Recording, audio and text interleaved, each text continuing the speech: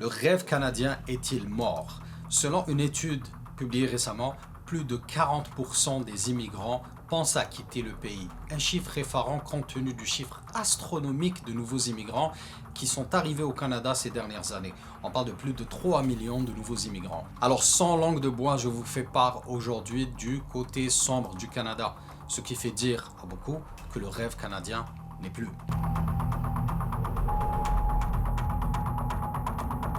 Alors bienvenue sur J'Immigre au Canada, je m'appelle Merwan, je vis au Canada depuis 2016 et ça fait des années que j'aide les nouveaux et futurs immigrants à s'intégrer ici dans la vie au Canada. Alors si vous parlez aux Canadiens, ils vous diront ô combien durant des années ils ont rêvé d'une vie stable, d'une vie où ils pourraient bénéficier d'un logement, où ils pourraient acheter une maison, vivre tranquillement avec leurs enfants, avec leur épouse ou leur époux.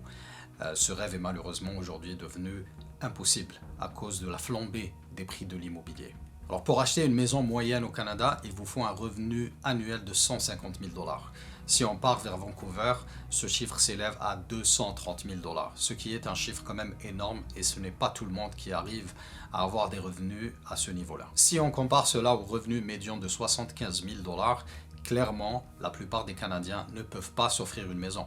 Aujourd'hui, la plupart des Canadiens n'ont pas de maison, n'ont pas de toit qui leur appartient et se contentent uniquement de louer. Alors, ce rêve canadien est généralement, tout comme le rêve américain, lié à la propriété. Et cette propriété-là, aujourd'hui, elle est devenue inaccessible. Le plus triste, c'est que ça n'a pas toujours été le cas. Les Canadiens pouvaient s'offrir une maison avec un salaire moyen sans forcément trop forcer dessus. Depuis ces dernières années, les prix ont flambé à cause de plusieurs phénomènes que je vais expliquer aujourd'hui. Mais il faut savoir par exemple que dans les environs de Toronto, 1 million de $, il va vous offrir une vieille baraque qui n'est pas forcément une maison dans laquelle vous pourrez vivre.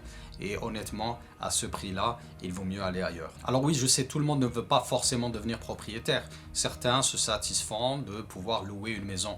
Mais malheureusement, même les loyers se sont envolés. Depuis quelques années, on voit une flambée extraordinaire des loyers qui malheureusement pousse les gens à soit rester là où ils sont parce qu'ils sont quand même couverts avec certaines lois qui ne permettent pas d'augmenter les loyers de façon abrupte, ou sinon ils doivent ce qu'on appelle downsize, donc aller vers des logements un peu plus petits, ou bien sortir tout simplement de certaines villes comme les grandes villes comme Toronto, comme Vancouver, comme Montréal aujourd'hui, ou Montréal qui était quand même une ville où on pouvait s'offrir un logement à un loyer quand même assez accessible. Aujourd'hui ce n'est plus le cas malheureusement. Ce phénomène est dû malheureusement à des années de sous-construction. Les programmes de construction n'ont pas suivi le mouvement démographique du pays. Comme je le disais au tout début, beaucoup de nouveaux immigrants sont arrivés au Canada, surtout ces dernières années, et malheureusement la planification n'a pas été bonne et le secteur du logement n'arrive pas à suivre. Et vous allez le voir, ça va prendre bien des années pour pouvoir rattraper le retard. À travers le Canada, le taux de vacances est de 1,5%. Cela veut dire que seulement 1,5% des logements disponibles sont vacants. Et ceci se voit malheureusement dans le nombre de personnes qui postulent à certains logements, par exemple des logements abordables. Je vais encore une fois citer l'exemple de Montréal. Si vous trouvez un appartement qui est abordable, vous allez devoir faire la queue et attendre dehors, peut-être parfois des centaines, des dizaines de personnes qui viennent visiter, et vous aurez malheureusement à concurrencer ces gens-là. Et en tant que nouvel arrivant, il faut se le dire, c'est très difficile parce qu'on n'a pas forcément les revenus qu'il faut, ni l'historique qui va avec. Donc ça devient extrêmement compliqué, que ce soit pour les nouveaux arrivants, mais aussi pour les Canadiens qui ont un salaire qui n'est pas forcément assez élevé. Donc comme on a dit, taux de vacances très bas rime avec flambée des prix. Bien sûr, les propriétaires ne vont pas se gêner. Ils voient qu'il y a de la concurrence, ils vont commencer à augmenter les loyers. Moi-même étant propriétaire, je peux vous dire que la raison principale, malheureusement, ce sont les taux d'intérêt.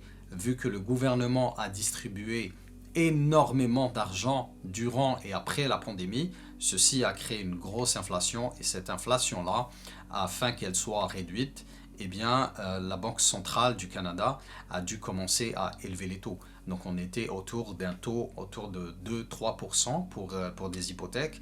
Aujourd'hui, nous sommes aux environs de 6-7%. Ça commence à descendre, mais malheureusement, l'effet va prendre des années. Donc à chaque baisse de taux d'intérêt, ça prend en général une année pour voir l'impact réel sur l'économie. Alors résultat, les loyers continuent d'augmenter de façon vraiment incontrôlée, exponentielle. Et je dirais qu'ils vont continuer sur ce train-là. Par exemple, un one bedroom, donc un F2, ce qu'on appelle un F2 chez nous, à Toronto, coûte aux environs de 2500 $. Donc si on regarde un petit peu le salaire moyen des Canadiens, après avoir mangé, payé certaines factures, eh bien il ne reste pas grand-chose. Donc comment on peut joindre les deux bouts avec des appartements qui sont quand même extrêmement chers? Eh bien les gens vont malheureusement partager certains espaces. On voit ce phénomène surtout chez les étudiants ou chez les nouveaux arrivants. Eh bien on va aller se partager une maison où il y a une seule chambre. Et bien vous pourrez trouver 4 personnes, 2 qui dorment dans une chambre et 2 qui dorment dans le salon. Malheureusement, c'est ça aussi le Canada d'aujourd'hui. Alors qui dit cherté de la vie dit aussi dette. Malheureusement, les Canadiens doivent aujourd'hui s'endetter pour pouvoir faire face à des besoins de base comme manger, comme trouver un toit. Certains sont obligés de prendre 2 jobs, ce qui était le cas aux États-Unis, mais ça, on l'avait pratiquement jamais vu au Canada. Mais aujourd'hui, la flambée est tellement forte que les gens n'ont aucun autre recours à part recourir à la dette. À noter qu'aujourd'hui, le Canada a le 3e ratio de dette des ménages au PIB le plus élevé au monde. Et ça veut dire à beaucoup de monde que le gouvernement ne fait pas son travail. Et honnêtement, je les rejoins dans cette pensée. Le problème d'abordabilité des logements est dû à des politiques locales et fédérales qui n'ont pas été bien maîtrisées. Quand on parle du gouvernement Trudeau, on sait très bien qu'ils ont soutenu des chiffres d'immigration très très élevés, ce qui était ok. Mais malheureusement, on a eu le Covid entre-temps et le Covid a eu des impacts sur l'économie canadienne. Et il n'y a pas eu de frein, il n'y a pas eu de contrôle, notamment sur tout ce qui est résident temporaire, tout ce qui est permis de travail. Et le Canada s'est retrouvé inondé de nouveaux immigrants qui eux-mêmes vont faire face à des difficultés parce que les prix augmentent, parce qu'il n'y a pas de logement, parce qu'il n'y a pas forcément de travail. Et les Canadiens aussi vont en souffrir. Donc tout le monde aujourd'hui se plaint de ce gouvernement qui, moi-même je l'espère, en est à son dernier mandat. Depuis 2016, le gouvernement Trudeau a admis plus de 3 millions de nouveaux arrivants dans le pays. C'est une augmentation de plus de 40% par rapport à la moyenne annuelle que l'on avait avant. Et ça, c'est sans compter sur aussi le nombre d'étudiants qui ont rejoint le pays. Et bien tout ça a fait qu'il y a eu une forte pression sur un marché immobilier qui était déjà assez saturé, qui ne pouvait pas prendre de nouvelles personnes. Il aurait fallu planifier, construire de nouveaux logements avant même d'ouvrir les vannes pour amener plus de personnes parce que, comme je le disais, tout le monde se retrouve impacté malheureusement. Et pour illustrer ça, je voulais vous montrer 2 graphes. Alors le premier graphe montre l'évolution des nouvelles constructions qui sont prêtes par année versus l'évolution de la démographie au Canada. Et si on voit à partir de la pandémie, donc post-pandémie, il y a eu un boom extraordinaire de nouveaux arrivants. On parle de plus d'1 million de nouveaux arrivants qui sont arrivés au Canada. Et si vous voyez aussi en même temps les coûts de la construction ou le nombre de nouvelles maisons construites et disponibles, eh bien ce chiffre-là n'a pas augmenté. Donc là, on est vraiment dans une simple histoire d'offres et demande où malheureusement, s'il n'y a pas assez d'offres, eh bien les prix vont augmenter automatiquement. Le deuxième graphe nous montre la croissance de la population canadienne entre 2001 et 2024 et l'origine de cette croissance. Alors on voit que pratiquement 3 millions de personnes qui sont arrivées durant la même période. Donc on voit quand même cette pression démographique qui vient se rajouter à un marché qui est déjà extrêmement sous pression. Alors il est facile de pointer du doigt les immigrants, mais très honnêtement, ce n'est pas la faute aux immigrants que tout ceci arrive. C'est la faute au gouvernement, il faut se le dire et que ce soit clair. Alors la faute déjà de ne pas avoir régulé ce flux, mais aussi une faute aux gouvernements, aux nombreux gouvernements qui se sont succédés, de ne pas avoir investi suffisamment dans l'immobilier. Aujourd'hui, on estime un besoin de plus de 5 millions de logements d'ici l'année 2030. Et si vous parlez à tous les experts du secteur, c'est un objectif qui est pratiquement impossible à réaliser. Il est impossible d'inverser la situation du jour au lendemain. Clairement, ce n'est pas possible. En plus, les élus locaux n'aident pas. les procédures d'obtention des permis, les frais qui sont ajoutés dans le développement des nouvelles maisons sont vraiment aberrants. Alors aujourd'hui, il y a des mouvements aussi citoyens. Malheureusement, les gens qui vivent dans certains quartiers eh bien, sont contre le développement. Il y a un mouvement qui s'appelle Not in My Backyard qui s'est développé tout autour du Canada et où les résidents crient leur rejet envers la politique de développement. En fait, les résidents au Canada, ils ont le droit de donner leur avis dans le développement. Par exemple, si quelqu'un achète un terrain et qu'il envisage d'y développer un immeuble, eh bien, les voisins peuvent s'y opposer. Et malheureusement, les élus le savent, les élus savent qu'ils ont besoin des voix des résidents de ce quartier-là et s'ils soutiennent ces mouvements de développement, eh bien cela peut leur faire perdre bien des voix et peut leur faire perdre des élections. Donc il y a malheureusement des forces ici qui s'accordent, qui vont dans la même direction et qui font que les choses ne vont pas forcément aller dans un sens positif. Et je parlais de la multitude de taxes et de prix. Dans certaines villes, pratiquement 20% du coût peut se rajouter au prix du développement d'une maison.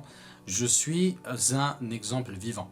Par exemple, une maison qui me coûtait 300 000 $ à développer en 2021, et bien aujourd'hui la même maison me coûte 450 000 $. Et les délais de développement sont de plus en plus rallongés. Avant, on pouvait construire une maison entre 4 et 6 mois. Aujourd'hui, ça nous prend 9 mois, parfois une année, parce qu'il faut aller à travers un processus de permis qui est vraiment coûteux, mais aussi qui prend du temps. Au tout début, ça nous prenait à peu près 2 semaines. Aujourd'hui, ça nous prend 1 mois, 2 mois, 3 mois parfois. Et bien, tout cela, malheureusement, vient s'ajouter à la pression de l'inflation, à la pression économique. Et bien sûr, ceux qui en payent les frais sont ceux qui cherchent des logements abordables. Alors, une partie des raisons de l'augmentation des taxes et de l'augmentation des délais de toutes les procédures administratives, c'est la croissance des gouvernements. Je vous donne un exemple, celui de la Colombie-Britannique a augmenté de plus de 23% entre 2020 et 2023, comparativement à 1% seulement dans celui du secteur privé.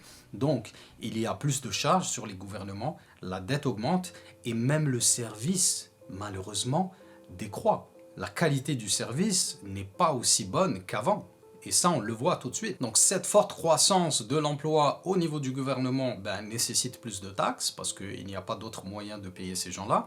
Et la tendance se vérifie aussi du niveau fédéral. Le gouvernement fédéral a augmenté ses dépenses de plus de 20 milliards de dollars par an depuis 2015. Un chiffre effarant, mais c'est ça aussi le Canada d'aujourd'hui, c'est ça aussi qui nous fait penser que le rêve canadien malheureusement est en train de s'éteindre. Alors il y a une autre source de soucis pour l'abordabilité des logements, c'est le blanchiment d'argent. Le Canada s'est fait flaguer en tant que pays qui encourageait, ou du moins qui ne combattait pas assez le blanchiment d'argent. Donc il y a beaucoup d'investisseurs étrangers qui ramènent des fonds d'autres pays et qui viennent investir dans l'immobilier canadien. Alors le gouvernement a fait semblant de vouloir mettre fin à ce phénomène en interdisant les investissements étrangers, mais aujourd'hui il y a toujours des moyens de pouvoir acheter des maisons, planquer son argent, notamment à Vancouver ou à Toronto ou à Montréal, sans se faire forcément embêter par n'importe quel gouvernement. Alors le logement n'est pas la seule composante de ce cauchemar canadien. L'alimentation aussi, ou du moins le prix des produits alimentaires qui a augmenté, qui a explosé. On parle de 10% d'augmentation, il y a eu une inflation qui a vacillé autour des 9%, mais on peut le voir aujourd'hui que plusieurs aliments ont dépassé les 50%. Je sais que c'est un phénomène mondial, mais tout ceci est aussi aggravé par la situation concurrentielle au Canada. Il y a certains groupes alimentaires qui détiennent 80% du marché au Canada et le gouvernement canadien n'a rien fait pour essayer de freiner un petit peu cette emprise sur cette industrie qui est une industrie clé, qui est une industrie de besoins primaires. Et malheureusement, aujourd'hui, il n'y a pas de garde-fou. Les profits des grandes sociétés explosent. Je comprends aussi qu'une société veuille faire des profits, mais malheureusement, cela se fait sur le dos des personnes les plus vulnérables. Et malheureusement, en 2023, il y a eu plus de 2 millions de Canadiens qui ont visité les banques alimentaires, soit le double de ce qui était en 2019. Et puis en plus de cela, le gouvernement canadien a contribué aussi en protégeant certaines industries comme la volaille, comme les produits laitiers, et ceci rajoute de la pression sur le portefeuille des Canadiens. Il n'y a malheureusement pas trop de concurrence et les prix sont très réglementés, et ceci coûte environ 450 $ de plus à chaque famille canadienne. Il ne faut pas oublier que le gouvernement fédéral a mis un prix sur la pollution. Il y a plusieurs politiques qui ont été mises en place, notamment la taxe carbone. Et cette taxe carbone-là est en train de coûter très très cher aux Canadiens, même si le gouvernement dit que les Canadiens, de façon générale, se mettent plus dans leur poche qu'ils ne dépensent, parce qu'aujourd'hui on a ce qu'on appelle des rabais sur cette taxe carbone-là qu'on reçoit en retour. Mais très honnêtement, ce qu'on reçoit en retour n'est absolument pas comparable à ce qu'on paye de plus, notamment sur l'essence, sur le gaz et sur certaines autres énergies qu'on dit polluantes. Alors, je ne suis pas contre la protection de l'environnement, mais par contre, je suis contre le fait de mettre la pression sur l'individu dans un pays où il fait très froid, dans un pays où on a besoin de gaz pour se chauffer. Il est impossible de se chauffer par exemple avec de l'électricité là où je vis. Enfin, il est possible de le faire, mais cela coûte extrêmement cher. Alors comment on doit faire? Eh bien, on doit se chauffer au gaz et payer la taxe carbone. Voici un exemple de ce que j'ai payé l'année dernière entre décembre et janvier. Vous allez voir la ligne taxe carbone qui est de 205 $ sur un seul mois. Pour pouvoir me chauffer, j'ai dû payer 205 $ de taxes. En plus, si vous voyez la ligne en dessous, il y a une taxe supplémentaire sur la taxe. Donc je dois payer 5% supplémentaire sur une taxe. Est-ce que cela est fair? Absolument pas. Alors oui, je veux bien protéger l'environnement, mais il faut s'entendre, ceci est vraiment abusé. Payer 200 $ en plein mois d'hiver alors qu'il fait froid, là les Canadiens ne doivent pas avoir à choisir entre se chauffer ou bien manger ou bien payer leur loyer. Et ce qui est aberrant, c'est que le Canada est un pays pétrolier, mais les Canadiens sont ceux qui payent le plus en essence et de loin dans tous les pays du G7. Et ceci a créé même certains soucis au niveau du gouvernement parce que des députés libéraux se sont plaints et se sont opposés à cette taxe carbone. Et plein d'électeurs se sont opposés à cela, notamment dans les provinces de l'Atlantique où on se chauffe beaucoup au fioul, où on n'a pas forcément beaucoup d'autres alternatives. Eh bien, le gouvernement a dû rétro-pédaler et annuler certaines taxes dans certaines provinces. Il y a eu aussi des frictions avec des provinces comme l'Alberta. Il y a eu même des poursuites judiciaires afin de pouvoir faire tomber cette taxe qui, j'espère, avec un nouveau gouvernement, sera abolie parce que c'est vraiment une aberration. Et malheureusement, la pression des prix ne se limite pas uniquement au prix des loyers, de l'alimentation, des taxes, de la taxe carbone. Le secteur des télécommunications est un secteur qui n'est malheureusement pas concurrentiel, encore une fois. Les Canadiens payent 7 fois plus que les Australiens et ils payent 1000 fois plus que les Finlandais. Alors, est-ce que c'est une autre aberration? Je vous laisse répondre à la question. D'ailleurs, récemment, le quatrième acteur le plus gros du secteur, Shaw, s'est fait acquérir par Rogers et l'État canadien n'a rien fait pour stopper cela ou freiner ou mettre certaines conditions. Dans d'autres pays, notamment européens, qui sont plus matures, il y aurait eu une intervention pour s'assurer qu'il n'y ait pas de manipulation de prix, pour s'assurer qu'il n'y ait pas un monopole. Mais aujourd'hui, on se dirige vraiment vers une situation de monopole dans plusieurs secteurs et ceci va faire souffrir les Canadiens au plus haut point. Dans le secteur bancaire, on va dire que la situation est vraiment similaire. Les Canadiens payent énormément de frais parce qu'il n'y a pas forcément de concurrence. On estime ce coût à plus de 250 $ par an en comparant les frais que l'on paye par rapport au Royaume-Uni par exemple ou en Australie. Donc encore une fois, un autre secteur qui est quand même celui qui tire le plus l'économie vers le haut. Donc le secteur bancaire, c'est bien connu, les banques sont assez puissantes au Canada. Mais aujourd'hui, ceci se tient entre malheureusement 5-6 acteurs, pas plus. Alors je pourrais énumérer plusieurs exemples, mais la conclusion est toujours la même. Le Canada est un pays très cher, mais c'est aussi un pays qui n'est plus attractif. C'est un pays où la croissance est en train de se ralentir, où le taux de chômage est en train d'augmenter. C'est un pays où les entrepreneurs malheureusement n'ont plus d'espoir. Plusieurs entrepreneurs sont en train de partir du Canada ou du moins envoient leurs fonds ailleurs parce que la rentabilité n'est pas au rendez-vous. Alors tout cela, eh bien malheureusement, ça va créer un peu plus de pression sur tout le monde. Puis il faut aussi parler du secteur énergétique qui est un secteur qui était quand même assez puissant, un secteur qui soutenait l'économie canadienne.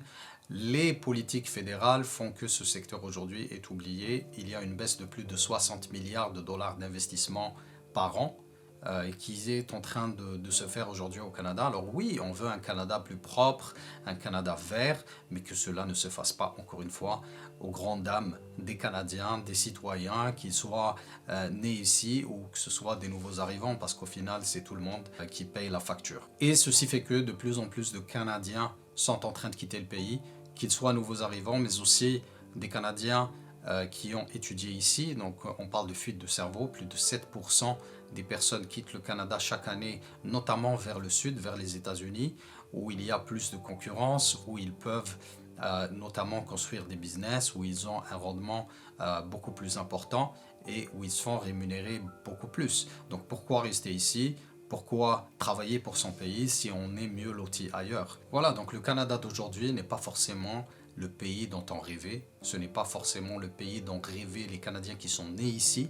Ce n'est pas l'avenir qu'ils envisageaient pour eux-mêmes, pour leurs enfants. Et ce n'est certainement pas le pays qu'espéraient trouver les immigrants en arrivant ici. Quand on paye une voiture 2 fois son prix, quand on paye un logement 2 fois son prix, quand l'alimentation coûte 50% plus cher, quand il y a de plus en plus d'insécurité, quand il y a de plus en plus de drogue dans les rues, eh bien, il faut se poser la question, est-ce que le rêve canadien est toujours vivant? Je vous laisse répondre à cette question. Merci, au revoir. You gotta focus on yourself, on your faith, on your dreams, on your mind, on your health, yeah. You gotta work, never tell, keep your head down, find what you love and excel, yeah. Push and pull and repel any hate, go create what you want, feel compelled, yeah. And once you finally get a taste of the race, you'll never look back once you felt